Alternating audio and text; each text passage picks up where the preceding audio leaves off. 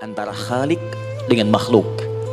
Jadi kalau kita ingin bedakan Tuhan dengan hamba, maka di antara titik penting perbedaannya, kata Allah langsung itu terletak pada aspek ibadah, khususnya sholat. Karena itu ketika Nabi Musa alaihi salam berkenan kemudian langsung diperintahkan oleh Allah sehingga disebut dengan kalimullah yang diajak bicara dan diperkenalkan tentang esensi ketuhanan Allah, maka disebutkan perintah langsung oleh Allah untuk menyembahnya dalam bentuk salat. Al-Quran surah ke-20 Taha ayat ke-14. Kata Allah, innani anallahu la ilaha illa ana fa'budni wa aqimis salata li dzikri. Ya Musa, tidak ada Tuhan, kata Allah, selain saya. Ya, maka jika engkau telah tahu saya Tuhan, bedanya Tuhan dengan makhluk, fa'budni, maka kewajiban engkau sebagai makhluk menyembah saya. Bagaimana caranya ya Allah, kata Musa? Kata Allah, wa aqimis salata, wa aqimis salata li dzikri. Maka cara menyembahku itu adalah dengan salat. Karena itu semua nabi dan rasul, bahkan sebelum Nabi Muhammad SAW, diperintahkan oleh Allah untuk mengajak umatnya seluruhnya untuk sholat. Ya, Nabi Isa alaihissalam sholat. Anda buka Quran surah 19 Maryam ayat 31 sampai 33. Nabi Ismail alaihissalam, ya kakeknya Nabi ke-29, sholat. Bahkan meminta keluarganya sholat. Quran surah ke-19 ayat 55. Wa kana ya'muru ahlahu bis salat. Nabi Zakaria, saudaranya Imran, sholat. Quran surah ketiga, ya, ayat ke-38 sampai dengan 39. Ayat 39-nya tegas mengatakan, fanadathu malaika wa huwa qa'imun yusalli fil mihrab. Jadi kalau kita urutkan dari Nabi Muhammad SAW sampai Nabi Adam alaihissalam, semua menunaikan salat kepada Allah Subhanahu wa taala. Ya, Muhammad bin Abdullah bin Abdul Muttalib bin Hashim bin Abdul Manaf bin Qusay bin Murrah bin Kilab bin Ka'ab bin Ghalib bin Fihir bin Malik bin Nadar bin Kinana bin Khuzaimah bin Mudrikah bin Ilyas bin Nizar bin Mudar bin Ma'ad bin Adnan bin Addi bin Adri bin Muqawwam bin Nagur bin Tarikh bin Ya'rub bin Yasjub bin Nabit bin Ismail alaihissalam bin Ibrahim alaihissalam bin Azar atau bin Nahur bin Abir bin Kinan bin Arfakhshad bin Sam bin Nuh alaihissalam bin Mihlail Matushala bin Kinan bin Anwas bin This bin Adam alaihissalam. Dari Nabi Muhammad SAW sampai Nabi Adam semua salat. Coba ulangi. Nanti dalil singkatnya dari Quran surah keempat ayat 163 paling kiri sebelah atas di mushaf. Inna auhayna ilaika kama auhayna ila Nuhin wan nabiyina min ba'di. Muhammad, apa yang kami telah wahyukan kepadamu sudah pernah pula kami sampaikan kepada Nuh alaihissalam dan nabi-nabi setelahnya. Kenapa tidak disebutkan Adam sebelumnya? Karena Adam itu nabi bukan rasul. Nabi diberikan risalah untuk pribadi dan kalangan dekatnya, rasul diberikan risalah tugas untuk mengajak umat. Kenapa Nabi Adam bukan rasul? Karena zaman Nabi Adam belum ada umat. Siapa yang mau diajak? Ya? Ini bagian pertama. Jadi kalau kita hari ini masih mendapat kesempatan sholat, alhamdulillah, ini artinya sampai hari ini kita masih benar-benar manusia. Kan kalau ada orang yang kemudian tidak mau beribadah apalagi sholat, terkhusus ketika dia beriman, maka penting dipertanyakan, masihkah ada iman dalam dirinya? Karena itu kata Allah dalam Al-Quran surah ke-8 ayat yang kedua, aku akan perdengarkan namaku, sehingga ketika disebutkan itu kita bisa menguji adakah getaran iman dalam jiwa kita. Quran surah 8 Al-Anfal ayat kedua. Innamal mu'minuna alladzina idza dzukirallahu wajilat qulubuhum. Sungguh orang yang masih punya iman itu, kalau diperdengarkan nama Allah kepadanya, akan ada getaran dalam jiwanya. Karena itu setiap hari 5 kali diperdengarkan nama Allah untuk menguji di jiwa kita masih ada iman tidak. Bahkan dari bangun tidur, bayangkan waktunya dibagi sempurna persis. Dari mulai subuh baru bangun, menjelang ke siang, mau berakhir siang ke sore, sore pindah ke maghrib, hilang kemudian muncul gelap malam. 5 kali persis dibagi waktu, diperdengarkan untuk menguji. Kira-kira setelah subuh siang masih ada nggak iman? Sore masih ada nggak? Ya Allahu Akbar, Allahu Akbar. Karena itu kalau iman masih ada melekat di jiwa kita, demi Allah saya katakan, begitu kita mendengar suara azan, pasti hati kita akan mengatakan, Allahu Akbar, Allahu Akbar. Wih, sudah azan ya? Pernah begitu? Ya walaupun mungkin setelah selesai la ilaha illallah baru azan, belum qomat. Ya, itu normal, gak apa-apa. Yang penting iman masih ada. Nah, ini menunjukkan ada getaran dalam jiwa. Satu itu. Yang kedua, Ini yang jarang dimanfaatkan teman-teman. Jadi seringkali sholat dimaknai pada ibadah formal bagian pertama saja. Adapun yang keduanya, ini yang jarang digali. Padahal sekali saja dalam sehari, itu 5 kali Allah menunggu kita. Ternyata sholat itu satu-satunya wasilah ibadah yang disebutkan dalam Al-Quran untuk langsung memohonkan semua kebutuhan yang kita rasakan. Bahkan sebelum kita diminta sholat, itu kalimat pertamanya bukan ibadahnya. Kata Allah, kamu punya masalah apa? Sedang butuh apa? Sedang punya problem apa? Buka Quran surah kedua Al-Baqarah ayat ke-45 sampai 46, paling kanan pertengahan di usad. Wasta'inu bis-sabri was-salah. Perhatikan kalimatnya, indah sekali. Ya Allah menempatkan sholatnya bagian kedua. Kata Allah, wasta'inu, hei hambaku, jika kalian punya persoalan dalam kehidupan, maka perhatikan kalimatnya baik-baik, wasta'inu, mintakan solusinya kepadaku. Jadi kalau sedang punya masalah, bukan bikin status, gak akan selesai. Sedang eksplorasi minyak gak keluar-keluar, bikin status, duh susah sekali yang ngebornya, gak akan selesai. Jalan macet, bikin status, Jakarta macet, ya gak akan selesai. Ya, apa yang harus dilakukan? Kata Allah, jika anda beriman kepadaku, yakin denganku, maka wasta'inu, punya persoalan, minta kepada Allah. Caranya bagaimana? Satu, bisabri, terima dulu masalah itu, jangan dikeluhkan. Kaidah lain muncul, karena mustahil saya akan titipkan persoalan kalau tidak anda mampu mengatasinya. Kaidah Quran surah kedua ayat 286, kita hafal ayatnya.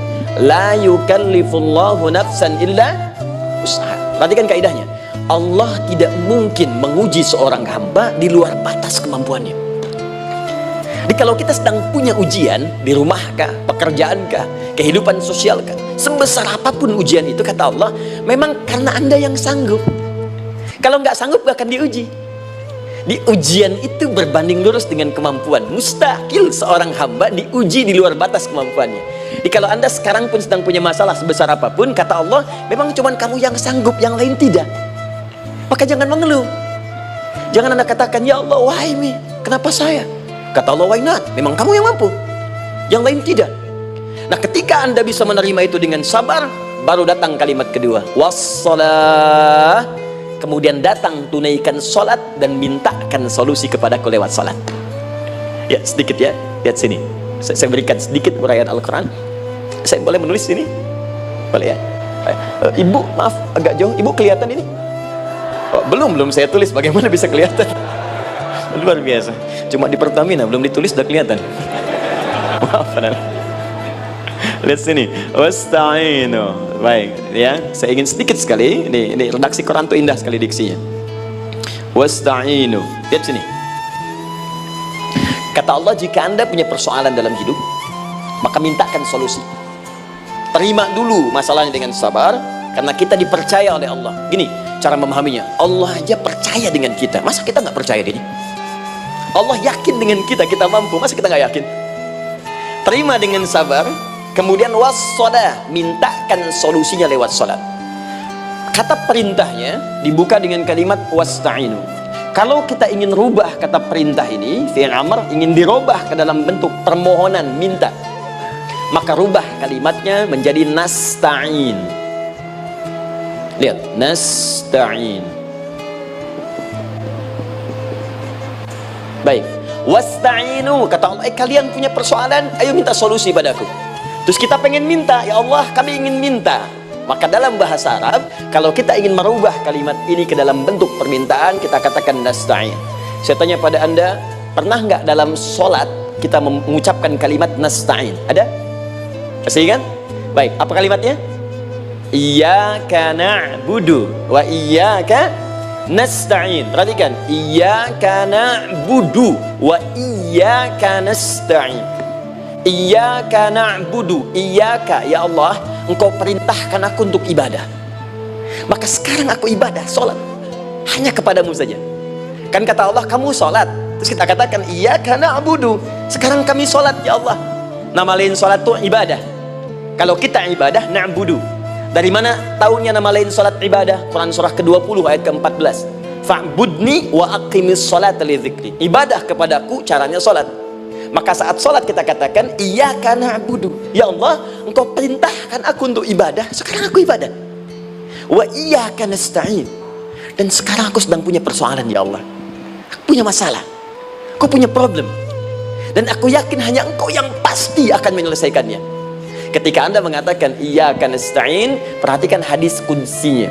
Hadisnya qudsi ya. Al-Imam Al-Bukhari meriwayatkan, Imam Muslim meriwayatkan, An-Nasa'i meriwayatkan dari sahabat Abu Hurairah radhiyallahu ta'ala anhu. Ada lagi yang dari sahabatnya Anas bin Malik. Perhatikan kalimatnya. Idza qala al-'abdu iyyaka na'budu wa iyyaka nasta'in, jika hambaku dalam salatnya benar membacanya, benar dari awal salatnya sampai dengan kalimat iyyaka na'budu wa iyyaka nasta'in, ya Allah sekarang aku ibadah kepadamu dan sekarang aku punya persoalan, aku mohonkan solusinya darimu. Kata Allah, hadza baini wa baina 'abdi, ini perjanjian antara aku dengan hambaku. Wali 'abdi, hadisnya qudsi, wali 'abdi, kalau hambaku benar salatnya sampai kalimat ini, masa'alah, apapun yang dia minta sekarang aku akan kabulkan. Aku akan kabulkan. Pertanyaan saya, berapa di antara kita yang sholat sampai detik ini ribuan kali ruku dan sujud yang memanfaatkan momentum ini untuk memohon? Siapa di antara kita yang ketika sholat memohon kepada Allah solusi? Jangan-jangan selama ini sholat itu hanya menjadi formalitas saja. Takbir, ruku, sujud, salam, selesai. Takbir, ruku, sujud, salam, selesai. Padahal Allah sudah menunggu hambaku, kamu tuh punya masalah apa? Makanya setiap waktu dibagi 5 supaya hidup kita ringan. Subuh ke zuhur punya masalah, zuhur sholat. Begitu kita mohon, tuntas masalah itu. Zuhur ke asar punya persoalan, asar sholat. Dijawab oleh Allah, tuntas persoalan itu. Karena itu semua nabi dan rasul, bahkan orang soleh, ketika punya persoalan dalam hidupnya, even itu hanya menulis karya ilmiah, maka mereka akan memulai dengan sholat dan minta kepada Allah Subhanahu wa ta'ala. Teman-teman kenal Nabi Zakaria? Bagus. Baik, di sana belum tulis, sudah kelihatan. Sini kenal Nabi Zakaria, alhamdulillah. Tapi nggak apa-apa, saya ke Sukabumi Pak, ada yang kenal Fir'aun. Kenal Fir'aun, kenal, bagus. Baik, Sukabumi hubun dunia, suka itu hubun, bumi itu dunia. Baik. Teman-teman, Nabi Zakaria itu diuji oleh Allah. Maaf, belum punya keturunan. Dan semua nabi punya ujian. Jadi jangankan kita, nabi aja yang jelas surganya punya ujian. Ya, Anda pernah sakit, Nabi Ayub sakitnya lebih parah dari kita. Ya, Anda di keluarga belum ada keturunan, Nabi Zakaria pernah lebih daripada kita. Sampai rambutnya memutih, fisiknya sudah letih, dan menurut medis, maaf sekali, istrinya divonis tidak mungkin punya keturunan, monofus dan mandul, mustahil. Secara klinis gak mungkin, secara medis tidak mungkin. Maka Allah tunjukkan satu isyarat yang sangat luar biasa. Jika Anda mendapati situasi makhluk mengatakan ini mustahil dan sudah angkat tangan, ini tanda pertama dari Allah, langsung tinggalkan pendapat manusia, langsung memohon kepada Allah. Maka turunlah beritanya di Quran surah ketiga Ali Imran ayat 38 sampai 39, paling kanan sebelah atas di mushaf. Sekarang perhatikan kalimatnya, saya mau sambungkan dengan Al-Fatihah tadi. Hunalika da'a Zakaria rabbah, di mihrabnya Nabi Zakaria salat bermohon kepada Allah. Qala rabbi habli min ladunka dzurriyyatan thayyibah. Kemudian ia berdoa, Rabbi habli, ya Allah yang maha memberi tanpa batas. Ini adab pertama, kalau teman-teman mau berdoa, sebut nama Allah sesuai dengan hajat kebutuhan kita. Itu yang disebut dengan Al-Asma'ul Husna. Di Asma'ul Husna itu bukan nama-nama indah yang sekedar dihafal, bukan. Tapi nama yang diberikan oleh Allah sesuai dengan kebutuhan hidup kita. Dalilnya Quran surah ke-17 ayat 110, ya paling kanan sebelah atas di mushaf ke pertengahan. Ya, kata Allah, qulid Allah, jika Anda punya persoalan sebut nama Allah. Allah Awir Rahman atau Ar-Rahman. Ayyamma tad'u, tapi kalau Anda ingin spesifik meminta, falahul asmaul husna, pilih nama Allah, ia punya nama-nama yang indah sesuai kebutuhan kita. Jadi kalau teman-teman misalnya minta kelancaran rezeki, sebut ya Allah ya Razzaq. Anak mau ujian, ya Allah ya Al-Alim. Di proyek misalnya ada hambatan, ada gangguan, ya Allah ya Al-Jabbar ya Al-Malik. Ingin mudah mengatasi ujian, ya Allah ya Sabar, minta. Ya, jangan semuanya disebutkan, nanti jadi beban. Ya Allahumma ya Rahman ya Al-Malik ya Al-Quddus ya Sabar, gitu kan. Yang tadinya nggak punya masalah jadi macam punya masalah, gitu kan. Pilih salah satu. Nah, jika Anda ingin memohon pada satu hal yang mustahil menurut manusia, maka minta dengan menyebut nama Allah yang memberi tanpa batas mustahil di dalamnya. Nama Allah tersebut namanya Wahhab. Wahhab. Ya Allah, ya Wahhab, Al-Wahhab. Kalau kita rubah dalam bentuk permintaan, maka singkat kalimatnya dengan hab. Hab. Untuk sendiri habli, untuk banyakkan hablana. Rabbana hablana min azwajina wa dzurriyyatina qurrata a'yun. Nabi Zakaria minta karena sendiri yang mengalami situasi itu, maka beliau katakan, Rabbi habli, ya Allah, habli min ladunka, ya Allah yang tak punya batas dalam pemberian. Mereka mengatakan aku tak akan punya keturunan. Mereka mengatakan mustahil aku punya anak. Dan aku yakin kau memberi batas tanpa memberikan pemberian tanpa batas. Aku mohon darimu saja, darimu saja, dzurriyyatan thayyibah, keturunan-keturunan terbaik. Innaka sami'ud du'a, engkau pasti mendengar doa saya. Kalau pada yang maha memohon saja, maha mendengar saja tidak mengabulkan, lantas kepada siapa lagi aku mesti minta? Tapi poinnya bukan itu. Poinnya adalah ini disampaikan oleh Nabi Zakaria dalam keadaan sedang sholat, masih berdiri dalam sholatnya. Dalam bahasa Arab berdiri disebut dengan qaimun, qaim, berdiri. Sedang sholat disebut dengan yusolli. Perhatikan ayat 39-nya. Fanadathul malaikatu wa huwa qaimun yusolli fil mihrab. Maka seketika ketika doanya selesai dipanjatkan, sholatnya belum selesai.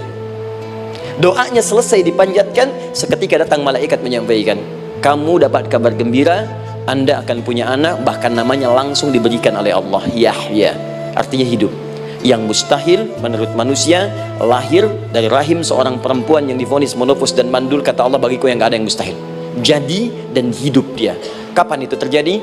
Masih sholat dan belum selesai dalam sholatnya, dalam keadaan berdiri. Sekarang saya tanya Anda, kita membaca iyyaka na'budu wa iyyaka nasta'in dalam keadaan ruku atau sujud? Sujud, berdiri. Berdiri teman-teman, betul kan? Dalam keadaan berdiri saat baca Al-Fatihah, iyyaka na'budu wa iya. Saat kita mengatakan wa iyyaka nasta'in, Allah balik bertanya, apa yang kamu butuhkan? Nabi Zakaria itu sholat dulu baru minta. Kita umat Nabi Muhammad karena keutamaan nabinya, sebelum sholat dan ditunggu. Butuh apa? Mau minta apa? Karena itu saya ingin katakan, ayo manfaatkan momentum sholat ini. Jangan sekedar kita kemudian tunaikan formalitas, tapi kita tidak mendapatkan keuntungannya. Ayo, semuanya, dari mulai takbir sudah ada doa, ruku ada doa, bahkan sujud kita bisa perbanyak dalam bahasa hati kita untuk memohon kepada Allah Subhanahu Wa Taala. Jelas sampai di sini? Baik, mudah-mudahan insya Allah doa kita dikabulkan oleh Allah Subhanahu Wa Taala. Ini baru mukaddimah, kita belum mulai, ini pengantar. Tema kita hari ini tentang Al-Quran. Dan mudah-mudahan kita diberikan insya Allah kelancaran untuk bahasan kita.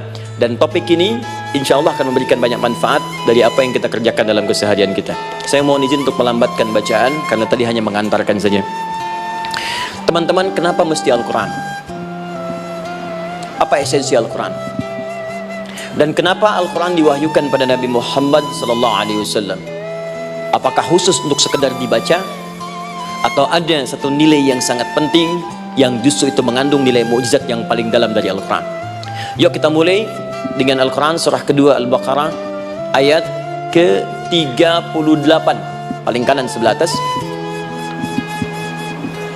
disambungkan dengan Quran surah kedua ayat 185, paling kiri pertengahan di mushaf. Quran surah kedua ayat 38 dengan Quran surah kedua ayat 185. Saya mulai dari kisah Nabi Adam. Saya pelan-pelan. Nabi Adam saat diciptakan oleh Allah, kemudian diberikan informasi bahwa beliau akan bertugas di bumi, beraktivitas di bumi. Disampaikan di Quran surah kedua ayat 30, paling kiri sebelah atas. Wa idz qala rabbuka lil malaikati inni ja'ilun fil ardi khalifah. Kata Allah, dan pelajari, ingat ketika kami menyampaikan pada para malaikat, kami akan menugaskan satu makhluk manusia namanya Adam di bumi, tugasnya untuk menjalani hidup di bumi. Nah, secara singkat, setelah Nabi Adam turun ke bumi di awal masa bersama Sayyidah Hawa, ya alaihi wassalam. Maka ternyata bersamaan dengan turunnya Adam dan Hawa ke bumi itu, mereka berdua dibekali petunjuk, yang dengan petunjuk itu, ini yang dahsyat, Allah jamin semua aktivitas hidupnya, dari mulai yang sederhana sampai yang kompleks, pasti jika diikuti petunjuk ini, dia akan senang menjalaninya dan akan tenang mendapatkan hasilnya. Ya, perhatikan kalimatnya. Quran surah kedua ayat 38. Fokus. Qul nahbitu minha jami'a. Kata Allah, sekarang tiba saatnya Adam, Hawa, turun kalian ke bumi. Kalau setan kita tinggalkan aja ya. Ini kita bahas Adam dulu. Turun kalian semua ke bumi.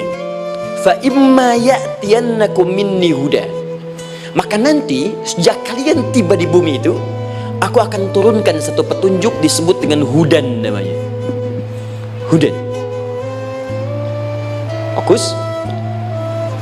Faman tabi'a hudaya, maka jika Anda dan keturunanmu mengikuti semua detil di petunjuk ini, fala khaufun 'alaihim wala hum yahzanun, maka aku pastikan engkau dan seluruh keturunanmu akan menjalani hidup di muka bumi dengan tenang dan senang.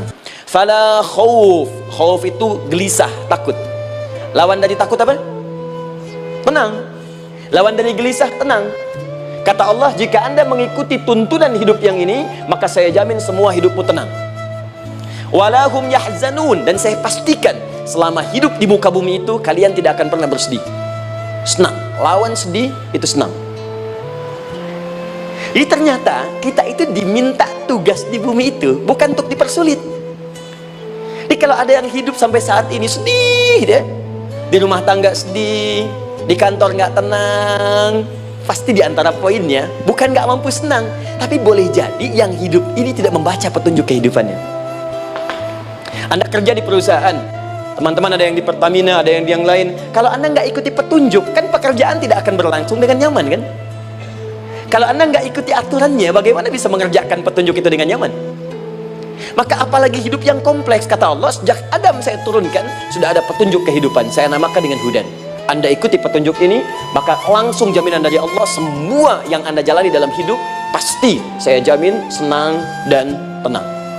Petunjuk ini disebut apa? Hudan. Nah, agak cepat. Di setiap masa Nabi Adam selesai hidupnya, generasi kemudian berkembang, datang lagi Nabi Nuh sampai ke Nabi Muhammad SAW. Perhatikan baik-baik. Setiap berganti generasi akan turun hudan sesuai dengan kebutuhan masyarakatnya pada saat itu. Baik, Nabi Musa menerima kitab apa namanya? Nabi Musa Taurat. Taurat disebut hudan dalam Al-Quran. Muncul Nabi Musa, kitabnya disebut Taurat. Perhatikan baik-baik. Tahukah teman-teman ketika Taurat disebutkan dalam Al-Quran? Buka Quran surah ke-17. Ya, ayat yang kedua. Wa ataina Musal kitaba, kami berikan kepada Musa kitab. Lihat, wa ja'alnahu hudan li bani Israil, dan kitab yang kami berikan itu yang disebut Taurat, Ali Imran ayat yang ketiga, wa anzalat Taurata wal Injil, kami berikan Taurat kepada Musa. Nah, saat Allah turunkan Taurat itu hudan li bani Israil, isi Taurat ini adalah petunjuk kehidupan khusus untuk Bani Israel saja, umatnya Musa. Jadi kalau umat Nabi Musa mengikuti petunjuk hudan Taurat ini, kata Allah, saya jamin semua hidupnya tenang dengan senang. Nabi Isa turun Injil. Injil disebut hudan dalam Al-Quran. Dan yang terakhir, saya cepat karena waktu kita terbatas, ketika Allah menurunkan Nabi Muhammad SAW dan dipilih sebagai Rasul, maka saat yang bersamaan beliau pun diberikan petunjuk untuk umatnya. Dan dahsyatnya, petunjuk itu pun disebut dengan hudan. Buka Quran surah kedua ayat 185. Syahrul Ramadan alladzi unzila fihi al-Quran. Di bulan Ramadan itu, kata Allah, saya turunkan Al-Quran. Kenapa saya turunkan Al-Quran? Hudal linnas. Saya jadikan Quran ini sebagai petunjuk, pedoman hidup linnas, bukan terbatas untuk satu komunitas, tapi untuk seluruh manusia sampai kehidupan berakhir. An-Nas disebutkan 241 kali dalam Al-Quran, menunjuk pada semua manusia tanpa kecuali. Ini bedanya Al-Quran dengan kitab sebelumnya. Taurat hanya untuk kalangan tertentu saja. Jadi selesai nabinya, selesai kitabnya. Injil hanya kalangan tertentu saja. Nabinya selesai kemudian misinya. Tapi Al-Quran tidak. Ini kalimat pertama langsung dari Allah. Walaupun nabinya wafat, tapi karena Al-Qurannya didesain oleh Allah untuk seluruh manusia sampai kehidupan berakhir, maka pasti Al-Quran itu di setiap masa akan mampu dijadikan pedoman dalam kehidupan. Jadi prinsip pertama, ketika Allah menurunkan Al-Quran, sebenarnya tujuan utamanya bukan sekedar dibaca, kan? Tapi di dalamnya itu ada petunjuk hidup, Pak, Bu. Dan yang buat, yang menciptakan kita. Bukankah Anda kalau ingin memperbaiki sesuatu akan datang kepada penemunya, penciptanya? Anda punya handphone, ada masalah, kan datangnya ke counter handphone. Anda punya mobil, ada persoalan, bukankah datangnya ke dealer? Sekarang kita ingin tahu persoalan hidup kita, ingin tahu gambaran hidup kita, ingin tahu misi dan visi hidup kita. Kemana kita kemudian bertanya ya? Pada pencipta kita. Nah, kata Allah, ketika saya utus manusia pertama kali ke bumi, saya sudah turunkan bagaimana cara menjalani kehidupannya. Dan ternyata berita baiknya untuk kita diberikan oleh Allah satu petunjuk utuh, langsung disebutkan, isinya disebut dengan Al-Quran. Jadi dari Al-Fatihah sampai dengan An-Nas, dia bukan bacaan biasa. Semua di dalamnya ada petunjuk kehidupan kita, dari mulai bahkan dalam kandungan sampai kita wafat kepada Allah Subhanahu wa Ta'ala. Kalau diikuti petunjuk ini, langsung turun jaminan dari Allah, hidup kita pasti akan tenang dan nyaman. Saya bacakan cepat ya, tapi nggak usah ditulis. Nanti kalau teman-teman agak terlambat mengikutinya, Anda buka kembali rekamannya, Anda boleh runtutkan kembali. Saya baca cepat saja, dan ini insya Allah Anda hanya akan temukan dalam Al-Quran. Nanti saya berikan rahasia di akhir sebelum kita akhiri. Yuk, satu, Anda silahkan bandingkan dengan buku manapun, referensi manapun, Anda hanya akan temukan dalam Al-Quran. Dari sejak sebelum lahir, bagi perempuan yang tengah mengandung, langsung Allah berikan tuntunan bagaimana agar kandungan itu berjalan dengan sehat, nyaman, dan mudah ke persalinan. Quran surah ke-7 ayat 189. Perkembangannya bisa diamati dan dicek kemudian, ya, baik ke dokter atau yang lain. Nanti perkembangannya disebutkan di Quran surah ke-22 ayat ke-5. Dirinci lagi di Quran surah ke-23 ayat 11, dari 9 sampai dengan 13. Kemudian mulai terlahir, dari lahiran diberi petunjuk oleh Allah. Nih, berikan ASI maksimal 2 tahun. Kalau ingin berhenti sebelum 2 tahun boleh, begini caranya. Quran surah kedua ayat 233. Dari sampai usia 2 tahun menjelang balik, kata Allah berikan 4 pendidikan dini. Ini turunannya disebutkan 1, 2, 3, 4. Jika Anda ajarkan ini, maka anak ini akan tumbuh. 1, dekat dengan Allah. 2, dijamin taat pada orang tuanya. 3, dia akan baik dengan lingkungannya. Dan keempat, dia akan bertahan dalam kebaikan sampai dia dewasa. Quran surah ke-31 ayat 13 sampai dengan 19. Usia 7 tahun, ya, mulai dia balik misalnya, dia akan mulai belajar bagaimana cara belajar yang baik supaya cepat paham, gampang mengerti. Turun Quran surah ke-9 ayat 122. Amalannya di Quran surah 96 ayat yang pertama. Kemudian rinciannya diturunkan di Quran surah kedua ayat 282 di ujung ayatnya. Lalu bagaimana mencari sekolah yang bagus, majlis yang baik, guru-guru yang baik, diturunkan Quran surah ke-58 ayat ke-11. Dicontohkan tentang Maryam dan Nabi Isa alaihissalam di Quran surah ketiga ayat 35 sampai dengan 37. Naik lagi, dia mulai dewasa, ya, mulai bergaul, bahkan kadang-kadang merantau, punya tempat komunitas berbeda. Bagaimana supaya dia bergaul tidak terpengaruhi lingkungan yang tidak baik. Maaf ya, kadang-kadang ibu yang sudah mengandung, melahirkan, ayah mencari nafkah, tiba-tiba anak pergi bahkan ke kampus, ke sekolah, dapat teman yang gak bagus, pulang-pulang mengecewakan Anda. Dan bagaimana menemukan tempat-tempat yang baik untuk bisa menjaga perilaku anak ini? Ditemukan nanti di Quran surah ke-49 ayat ke-13-nya. Dirinci perkembangannya di Quran surah ke-12 Yusuf ayat 2 sampai dengan ayat 29-nya. Sampai ketika dia akan mulai kemudian menikah, kata Allah, pilih pasangan yang baik dengan ta'aruf, berikan mahar yang sempurna. Quran surah ke-4 ayat ke-4. Kemudian dia mulai menikah, kata Allah, sebelum menikah pelajari dulu fikih nikah. Banyak orang yang menikah tapi karena tidak belajar tentang persoalan rumah tangga, apa yang akan terjadi di rumah tangganya. Detil Pak, Bu. Kata Allah, ini kalau kamu berbuat begini akan ada miskomunikasi. Kalau ada miskomunikasi persoalannya akan begini, solusinya begini. Maka diturunkan dasarnya di Quran surah ke-30 ayat 21, detilnya di Quran surah ke-4 ayat 34 sampai dengan 35, paling kiri sebelah atas sampai dengan ke tengahnya. Anda berlanjut, diterangkan oleh Allah, hei, tugas suami saat mulai pertama kali menikah, maka tugas yang pertama siapkan untuk mencari nafkah. Bagaimana caranya ya Allah? Diturunkan oleh Allah. Satu, jangan takut kehilangan rezeki. Jangan pernah mencuri. Jangan pernah ngambil punya orang. Karena punya kamu akan saya berikan sempurna. Kamu ngambil punya orang, maka kamu akan menyulitkan diri sendiri. Itu akan dikembalikan pada yang berhak. Ya, turun Quran surah ke-51 ayat 22. Dirinci, begini cara nyarinya. Quran surah kedua ayat 168. Kalau Anda ingin cepat baru bergerak, rezekinya sudah dapat. Quran surah kedua ayat 172. Ada yang dahsyat, dia belum keluar, rezekinya yang mendatangi dia.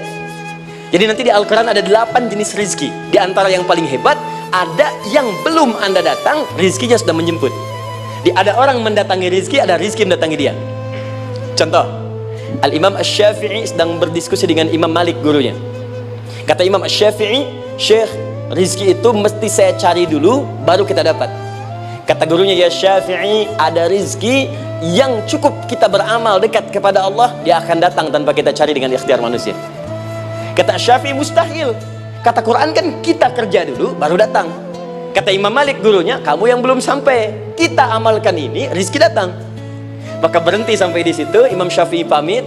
Di jalan tiba-tiba beliau mendapati ada panen anggur, Pak, Bu. Terus dipanggil sama yang punya kebun. Ya pemuda, katanya, sini, mau bantu nggak? Kalau kamu bantu, kami berikan anggurnya. Maka beliau bantu panen, petik. Sampai setelah selesai diberikan anggur yang besar-besar, hanum. Senyum, senang beliau. Ternyata senangnya bukan karena dapat anggur. Senangnya karena merasa pendapatnya benar. Kalau saya nggak bantu panen ini, nggak akan dapat si anggur. Cuma karena saya bantu, saya diberi ini. Maka rasa senangnya inilah dibawa kemudian kepada gurunya, ingin laporan. Tapi perhatikan adabnya. Dia tidak mengatakan, guru, nih saya benar. Kalau saya nggak ikut panen, nggak dapat saya ini. Perhatikan kalimat Asy-Syafi'i. Guru, tadi saya di jalan, dipanggil oleh pemilik kebun, ikut panen anggur. Begitu saya bantu, saya diberikan anggur ini. Beliau tekankan dengan kalimat yang kencang pada kalimat, begitu saya bantu, saya dapat anggur ini. Imam Malik tersenyum mengatakan, Masya Allah Syafi'i, luar biasa. Ini siang begitu panasnya, tadi saya mau keluar ngajar, terfikir di benak saya, Allah, kalau ada anggur yang besar-besar, enak rasanya. Tiba-tiba kamu datang bawa anggur. Ini Imam Syafi'i kerja dapat sesuatu, Imam Malik terfikir sesuatu, datang rezeki. Itu ada di Quran surah ke-7, teman-teman, ayat ke-96, paling kanan sebelah atas di mushafnya. Baik, teruskan dulu. Ya, Anda dalam mencari kerja, ingat, kalau Allah yang sampaikan pasti terjadi. Jangan dikira mudah. Kata Allah akan ada persaingan, akan ada kadang-kadang singgungan, akan ada tantangan. Maka mulai petakan tantangan apa yang akan Anda lalui saat Anda mulai mencari nafkah itu. Maka turun Quran surah kedua ayat 214, paling kanan sebelah bawah. Am hasibtum an tadkhulul jannata. Hei, apa kamu mudah begitu saja mengira akan sukses dalam pekerjaanmu? Bahkan bisa diartikan surga, ingin masuk surga. Walamma ya'tikum mathalul ladzina khalau min qablikum. Sebelum engkau diuji seperti orang sukses dulu pernah sukses. Lihat mereka. Enggak ada orang sukses yang instan. Cuman balikan telapak tangan dapat, tidak. Kata Allah, lihat orang-orang dulu. Lihat orang-orang hebat dulu, bagaimana mereka bisa kaya, bisa sukses, bisa punya posisi. Masat umul ba'sa, petakan olehmu tantangan apa yang akan dihadapi saat engkau bekerja itu. Satu, kata Allah, ba'sun, ada yang ringan.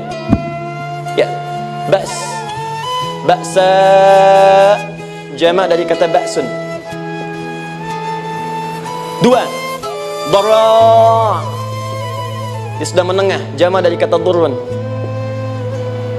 Tiga, zilzal, ini yang paling tinggi puncaknya.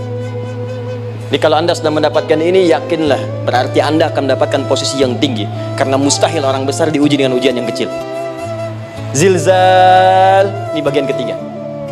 Ba'sa, ba'sun, mulai. Kira-kira tantangan-tantangan ringan apa saja yang akan Anda hadapi? Ya, kalau saya contohkan misalnya dengan contoh yang lain singkat, Anda mau ke masjid, ingin konsisten, mulai hijrah, ingin dekat dengan Allah. Tiba-tiba yang tadinya nggak mau ke masjid, mulai ke masjid, diuji dengan hujan. Hujan kecil, rintik-rintik, shower. Begitu hujan, orang Arab mengatakan kalau hujannya bisa lewat tanpa payung pun, orang Arab mengatakan la ba'sa. La ba'sa ini ringan. Orang kita sambungin labas. Dari bahasa Arab lewat. Nah, jadi kalau Anda mau berangkat nih, siap bekerja, siap hadapi tantangan. Baru mau lewat hujan kecil, berarti itu tantangan kecil kita lewati. Macet, petakan, cari jalan yang kemudian sempurna, jalan yang kosong, buka Google-nya, buka Waze-nya, buka map-nya, cari. Jadi kalau pada yang kecil aja belum kita lewati, bagaimana mendapatkan yang besar? Anda mau ke masjid, dikasih hujan kecil, Mau berangkat gak jadi. Papa, kenapa gak jadi? Hujan mah, kan ada payung. Takut riak, takut riak. Setelah itu darwa, maaf, tantangan fisik. Kadang-kadang mulai ke fisik, mulai mengganggu. Ya, maaf, dirincikan kemudian oleh Al-Quran. Turun Quran surah ke-21 ayat 87 sampai 88, kisah Nabi Yunus alaihissalam. Yunus beraktivitas, bekerja, bukan berarti nggak ada tantangan. Kadang-kadang dibawa, kadang-kadang diusir, kadang-kadang Anda dapat misalnya proyek, kadang-kadang sudah mulai masukkan tender, tiba-tiba gagal, diserobot orang, kadang-kadang orang yang dapat, Anda yang ngajukan, itu biasa. Kata Allah itu biasa, bukan cuma Anda, yang lain pun ada. Bukankah Allah ajarkan kisah Sayyidah Hajar alaihissalam dengan Ismail? Bukankah bolak-balik naik sofa Marwah, kadang di atas, kadang di bawah, kadang lihat peluang sampai Marwah ternyata bukan air. Terkadang Anda yang bekerja, tim yang lain yang mendapatkan karena kerja keras Anda, bisa jadi terjadi. Bukankah yang kerja keras Hajar yang dapat Ismail? Mungkin Anda yang konsep, yang dapat minyaknya orang lain. Mungkin Anda yang kerja, kan yang suksesnya teman Anda, gak ada masalah. Dan itu kemudian akan bermanfaat bagi Anda. Tidak mungkin setiap keringat yang keluar dari diri kita mustahil, kecuali akan melahirkan manfaat yang kembali pada diri kita. Tantangan. Tapi yang paling dahsyat, ini yang gak ditemukan di sebagian referensi yang kita baca. Ketika Allah menjelaskan semua tahapan-tahapan tantangan ini sampai ke puncaknya zilzal. Zilzal itu kalau bahasa sekarang gempa. Ada ujian yang menggoncang hati kita. Ketika Anda kerjakan, ya Allah, tantangannya dahsyat. Kenapa mesti saya, ya Allah? Kok nggak selesai-selesai, ya Allah? Itu wajar, teman-teman, itu biasa. Kata Allah, orang dulu saja mengatakan, mata nasrullah, kapan ini selesai? Berbahagialah kalau teman-teman sudah mendapatkan tantangan puncak yang paling tinggi ini. Ini artinya Allah sedang mempersiapkan Anda menjadi orang besar di kemudian hari. Dan cara mengatasinya diturunkan Quran surah ketiga ayat 142, paling kiri sebelah atas. Perhatikan dahsyatnya. Yang pertama diterangkan tantangannya, yang kedua dijelaskan cara mengatasinya. Saya mau berhenti sampai di titik ini, nanti saya terangkan cara berinteraksi dengan Al-Quran. Ya, perhatikan baik-baik. Kata Allah, jika kelak engkau sudah bisa memetakan tantangan ini, maka siapkan solusi untuk mengatasinya. Ayatnya dibuka dengan kalimat yang sama persis. Saya pernah sampaikan teori ini di dua perusahaan besar di Indonesia. Yang pertama, ada satu perusahaan, karena ini direkam saya nggak sebutkan perusahaannya, perusahaan otomotif besar, sedang turun gratis, kemudian juga ada inflasi yang tinggi. Terus saya terangkan teori Quran, dia praktekkan berhasil, Pak. Padahal saat itu saya presentasi di depan non-muslim, sales-sales se-Indonesia dikumpulkan, saya bedah tentang ini, dan mereka berhasil, sampai sekarang naik lagi. Yang kedua sama, ini direkturnya juga non-muslim, tapi nggak apa-apa, kita diskusi dan mau mendengar teori ini dan praktekkan, naik. Ya, dulu di satu perusahaan minyak juga sedang turun, karyawan semua dikumpulkan, lalu kita bahas tentang ini, kita terangkan. Yang ini yang paling menarik dari Al-Quran. Kalimatnya sama persis, Quran surah ketiga ayat 142. Am hasibtum an tadkhulul jannata. Apa Anda duga akan begitu mudah mendapatkan kesuksesan dalam hidup? Tolong fokus baik-baik. Jangan selalu mengartikan jannah dengan surga. Karena asal kata jannah itu artinya kesuksesan, kebahagiaan yang belum tampak. Surga, kenapa disebut dengan jannah? Karena itu puncak kebahagiaan kita yang belum nampak sekarang. Ya, saya kasih rahasia ya, ini antara kita saja nih. Kalau ada kata jim dengan nun di depannya, itu pasti tidak nampak, tersembunyi. Apapun tambahannya. Ya, misal jin, kenapa disebut dengan jin? Karena memang ketika diciptakan dia tidak tampak, tersembunyi. Lawannya ins, karena itu kita disebut ins, karena saat lahir kita tampak. 18 kali disebutkan dalam Al-Quran. Ya ma'syaral jinni wal ins, wa ma khalaqtul jinna wal ins. Jadi jin disebut jin karena memang fitrahnya tersembunyi, nggak nampak. Jadi kalau ada jin melakukan penampakan, itu jin sedang kena masalah, sedang keluar dari fitrah. Sama dengan manusia, harusnya tampak. Jadi kalau ada manusia yang senang sembunyi-sembunyi, dia sama dengan, bukan saya bilang, sedang punya masalah. Ke kantor sembunyi-sembunyi, hati-hati Pak Alfian tuh. Biasa ada pintu depan, masuk pintu belakang. Suami di rumah buka WA sembunyi-sembunyi, Bu, hati-hati itu. Pulang lewat pintu belakang, berarti sedang punya persoalan dalam hidup. Setiap ada jim dengan nun, pasti tersembunyi. Ibu punya janin, rahim, dalam rahim ada janin. Kenapa disebut dengan janin? Jim nun, ya nun. Karena sosok itu belum nampak dalam pandangan kita. Nanti kalau sudah lahir baru tampak. Jannah, kenapa disebut jannah? Karena belum tampak dalam pandangan kita. Nanti kelihatan. Karena itu dalam Al-Quran kata jannah itu tidak dikhususkan dengan surga, tidak dikhususkan dengan surga. Kadang-kadang menunjuk aspek kesuksesan yang belum tampak. Anda mau ngubur minyaknya belum tampak, belum kelihatan. Anda mau kerja, ya hasilnya kan belum tampak, baru ikhtiar sekarang. Karena itu orang Arab disebut kaya kalau mereka mendapatkan kebun yang tak tampak sebelumnya. Kebun anggur, bukan kurma, kalau kurma banyak. Kebun anggur, ada apel, ada jeruk, sampingnya ada sungai-sungai, disebut dengan jannah. Ya, kalau punya unta, nggak kaya di Arab, biasa. Karena yang kelihatan padang pasir, unta, hitam, merah, biasa. Tapi kalau sudah punya kebun anggur yang sulit di padang pasir, ada kebun, itu baru disebut kaya. Karena itu orang Arab kadang mengartikan jannah dengan aspek kesuksesan yang belum tampak. Diartikan dengan kebun anggur, kebun apel, dan macam-macamnya. Perhatikan, am hasibtum an tadkhulul jannah. Apa Anda duga ingin sukses itu begitu mudah? Sukses jadi tidak. Walamma ya'lamillahu alladhina jahadu minkum wa ya'lamas sabirin. Perhatikan baik-baik. Sebelum Allah memastikan pada diri Anda terdapat dua hal yang paling utama untuk mengatasi tantangan tadi. Satu, jahadu, kesungguhan, serius. Jadi kalau mau sukses mesti serius, kerja serius, cintai pekerjaan Anda, ya, belajar anak-anak serius, pastikan belajar dengan serius. Jangan cuma anak-anak duduk paling belakang, nggak pernah nanya, kadang ngantuk, pulang, ujian, besoknya mau ujian baru belajar, ya, sistem SKS, sistem kebut. Ya kadang-kadang sejam bu, Pak. Saya pernah ada orang di luar ngadu waktu di Libya, Ustadz, di mana ini orang Indonesia? Kenapa? Saya belajar 3 bulan, besok mau ujian. Teman antum orang Indonesia pinjam catatan saya baru semalam, dia dapat 8, saya 7,5. Saya bilang, Anda belum tahu sistem SKS itu. Baik, ya? Tapi itu bukan solusi. Begitu ujian selesai, ilmu lupa. Itu poinnya. Jadi kalau hanya sekedar ilmu dipakai untuk ujian, pada prakteknya nggak akan terpakai. Ini banyak anak sekolah sekarang hanya belajar untuk ujian saja. Padahal kalau dipraktekkan, kadang kaitan dengan agama tinggi bu, Pak. Fisika itu dengan agama itu tinggi. Gaya F1 sama dengan F2, gaya gerak sama dengan gaya dorong. Gaya sedikit, maka keluarnya sedikit. Pukul kencang, bunyinya kencang. Imannya kalau kuat, amalan jadi banyak. Iman sedikit, amal pun sedikit.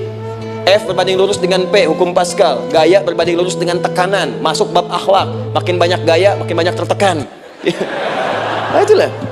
Gaji 5 juta, gaya 10 juta, kan? Ini serius. Serius. Di divisi apapun Anda, saya 3 sepekan lalu lah takziah ke tempatnya yang Habibie, terus diminta tausiah di sana, dan saya perhatikan beliau termasuk yang paling serius ketika diberikan tugas apapun.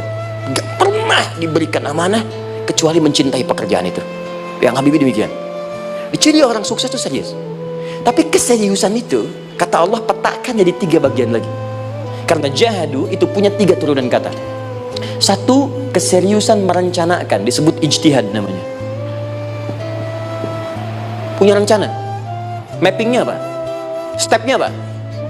Oke, Anda ingin kerjakan sebuah proyek, baik, proyeknya berlangsung berapa lama? Target kita apa? Jangka panjangnya, menengahnya, jangka pendeknya. Kemudian apa tantangan yang akan dihadapi di setiap tahapan-tahapannya? Selesaikan. Bahkan saking pentingnya tahap perencanaan ini ditunjukkan oleh Allah langsung lewat sholat. Teman-teman masih ingat sholat pertama yang kita kerjakan setiap hari, sholat apa namanya? Subuh. Apa artinya subuh? Tuh, ini masalahnya. Ini kata Al-Quran sendiri ya, kata Al-Quran sendiri. Nanti akan ditemukan orang yang ibadah tidak paham apa yang dikerjakan dan dilakukan dalam ibadahnya. Contoh sholat. Kata Allah akan ada orang sholat yang saat sholat tidak mengerti apa yang dia baca dan dia lakukan dalam sholatnya. Jujur tanyakan pada diri kita, sampai detik ini dari sekian ribuan kali ruku dan sujud, berapa persen bacaan sholat yang kita pahami? Jangan-jangan kita ruku tapi nggak ngerti yang dibaca. Sujud tak paham yang diungkapkan, bagaimana bisa khusyuk? Mustahil. Kembali ke sini, kenapa sholat pertama itu disebut dengan subuh? Teman-teman, ternyata semua nama sholat dari subuh sampai isya plus bacaan dan gerakan dari takbir sampai salam itu bukan sekedar gerakan semata. Semua ada artinya, ada maknanya, dan diajarkan oleh Nabi langsung. Subuh disebut dengan subuh. Ada 2 kata. Satu, fajar, Quran surah ke-17 ayat 78. Inna Qur'an al-fajri kana mashhuda. Kedua subuh di surat At-Takwir. Was-subhi idza tanaffas. Kenapa disebut fajar? Fajar itu pancaran positif, pancaran kebaikan. Jadi kalau yang baik disebut fajar, kalau yang jelek disebut fujur. Fujur ada di Quran surah 91 ayat 7 sampai 8. Wa nafsi wa ma sawwaha fa'alhamaha fujuraha wa taqwaha. Fujur itu rambatan gelombang buruk yang muncul dari nafsu. Ya, ditembuskan ke elemen tubuh kita. Misal gini. Tiba-tiba pengen marah. Ya, di tubuh kita mengatakan melotot, maka ini ada pancaran di hati kita nyambung kemudian ke mata. Ini rambatan dari sini ke mata disebut fujur namanya. Mau ke tangan pukul, masuk ke tangan. Itu rambatannya disebut fujur namanya. Ya. Yang baiknya disebut fajar.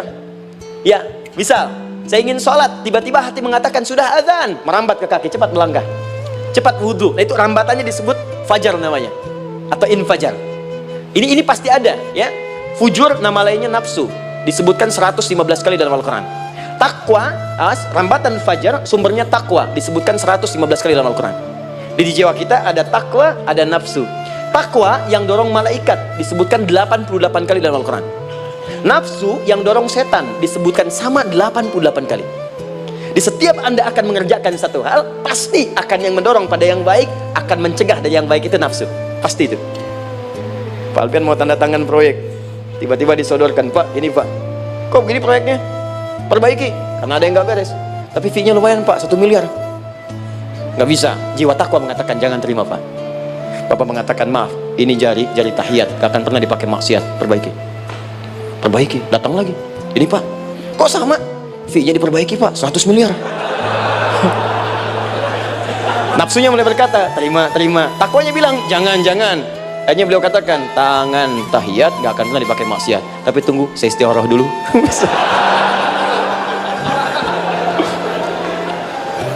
Nah, waktunya, ini salatnya disebut fajar. Kenapa disebut fajar? Karena saat kita tidur, terus dengar suara azan, Allahu Akbar, maka memancar dari iman kita rambatan untuk merespon suara itu, bangun kita untuk menunaikan sholat.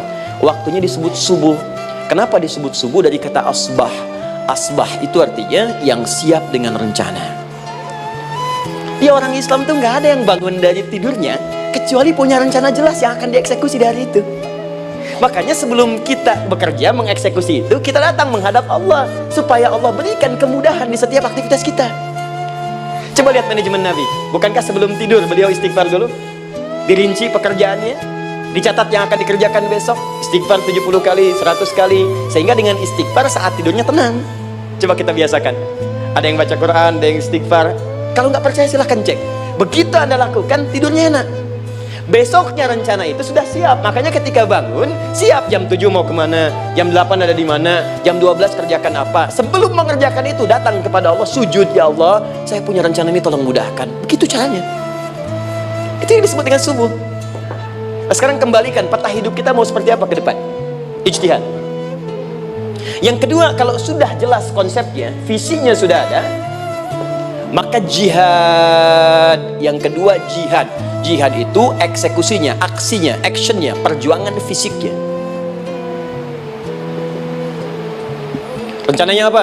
Tahajud malam nanti. Bismillah. Jam berapa? 2:30. Baik, yuk kita mulai rencanakan. Eksekusi rencananya. Bagaimana cara kita bangun 2:30? Pasang alarm. Jam berapa alarm dipasang? 3 kali. Pertama 1:30, kedua 2 kurang 1/4, ketiga jam 2 lewat 1/4. Baik. Alarm pertama untuk mematikan alarm kedua. Alarm kedua matikan alarm ketiga. Ketiga siap-siap. Baik. Siap bangun. Jihad. Awas, ini penting ya. Jihad itu jangan dipersempit maknanya kepada situasi peperangan saja, tidak. Banyak jihad itu luas sekali medannya. Karena jihad itu perjuangan fisik. Dan maaf sekali, dalam konteks perang pun bukan menyerang orang, tapi membela diri saat diserang. Di Islam itu bukan agama ekspansi. Cek di sejarah, nggak ada Islam menyerang. Yang ada itu membela diri saat diserang. Atau saat orang lain dizalimi dan kita diminta untuk terlibat, kita membantu.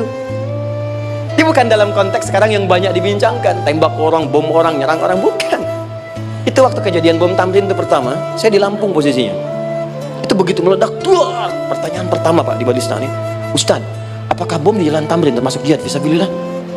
Saya bilang, Pak, sependek pengetahuan saya, jihad fisabilillah itu jihad di jalan Allah, bukan di Jalan Tamrin.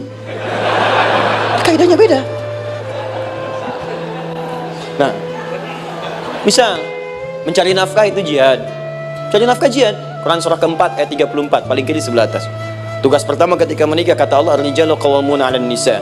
Setiap lelaki itu diminta oleh Allah untuk mengatur bagian rumah tangganya. Jadi pemimpin di rumah tangganya. Ya bima faddalallahu ba'dahum 'ala ba'din, karena diberikan kemampuan untuk memimpin. Di pemimpin itu ada di suami. Dan ciri khas pemimpin, Bu, biasanya ciri khas pemimpin apa, Bu? Bukan tegas, bukan. Ciri khas pemimpin itu tidak mau dipimpin. Makanya kalau ada sesuatu, masukkan lewat usulan, jangan beri saran. Kalau saran susah, itu pemimpin. Baik, tapi yang paling luar biasa kata Allah, perhatikan kalimatnya indah sekali. Wa bima anfaqu min amwalihim. Saya berikan tugas untuk mencari nafkah. Ketika seorang lelaki bertugas mencari nafkah, ingat ya, konteks apapun, kalau perempuan nanti bekerja bukan nafkah poinnya. Bisa hobi, ya, bisa aktivitas, tapi nafkah kalau sudah menikah itu ada pada suami. Perempuan tidak. Kalaupun tidak dilarang perempuan bekerja, tidak. Sayyidah Aisyah mengajar, ada yang para sahabiah jadi perawat, ada yang pengajar. Banyak dulu sahabat Nabi yang perempuan mengajar. Ya kan ada pelajaran-pelajaran khusus perempuan. Ya ada bagian perawat, ada dokter. Ini kan yang ngandung perempuan, masa yang periksa laki-laki? Kan? Ada bagian perempuan tertentu. Itu silahkan bekerja boleh, tapi nafkah laki-laki. Begitu lelaki meniatkan pekerjaannya karena Allah untuk mencari nafkah, itu setiap langkahnya jihad fisabilillah. Wafat, syahid. Maaf ya, apakah selama Anda bekerja sudah diniatkan ibadah? Jangan-jangan cuma kerja aja. Kalau cuma kerja, apa bedanya Anda dengan yang belum beriman? Anda wafat juga, kerja di gedung yang sama, berangkat menemukan kemacetan yang sama. Apa bedanya iman kita dengan yang lain?